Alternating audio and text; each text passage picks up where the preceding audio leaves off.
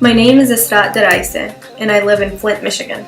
This short digital story is about how my father, Ibrahim Daraiseh, came to the U.S. and started his own business. I chose this first picture of my grandparents because not only do they look great, but also to symbolize the beginning of where my father came from before he immigrated to Michigan. My grandparents raised 5 boys and 1 daughter, all of whom also immigrated to the U.S. except for the daughter. My father and late grandmother, Hilal. This was in the late 60s, early 70s. My dad would visit Jordan every year or two. This was before he got married and had children.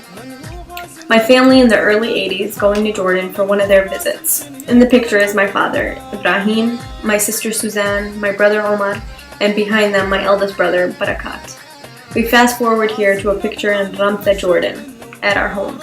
We were cooling off in the water with my other grandfather, Muhammad, my mother's father, and my siblings. My mother, aunts, and I visiting Bedouin family friends in El Mafraq. My father and I picking fruit in our front yard in Jordan during the 90s. He was visiting for a few weeks from Michigan at the time.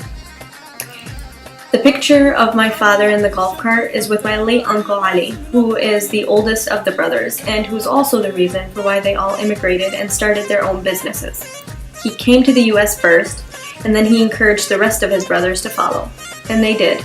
My father first came to the U.S. in 1967.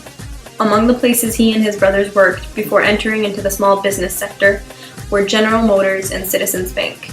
But after seeing how successful my eldest uncle was with his own business and him encouraging them again to start their own small business, they all soon did as well.